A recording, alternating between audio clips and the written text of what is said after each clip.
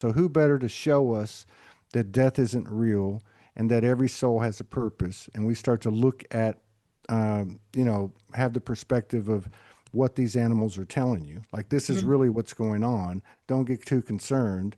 You know what I mean? And we Mhm. start to we start to come out of this hypnosis of this death program and that type of thing. So who better to explain it to us and for us to accept most naturally and assimilate than animals? Oh, animals are amazing. I think that's kind of why they're here.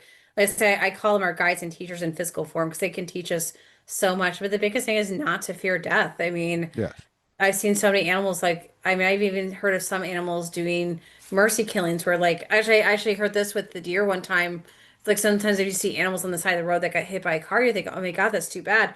Well, some of the deer have actually told me, well, sometimes if we have an illness or an injury and we know it's going to be a very slow and painful death, we don't want to do with that. So they will No. purposely Yeah. put themselves in harm's way to Yeah. get hurt. And so that way they can get out of that body Yeah. because they're like that part is actually not painful at all. So that's actually why sometimes you'll see animals where you think, oh, why did they do that? But they did it on purpose because they knew. Even Yeah. I've heard some our pets sometimes will kind of do the same thing. Like if there's something internally wrong with them and they don't want you us to watch them go slowly and painfully, they will do something to take themselves out sooner.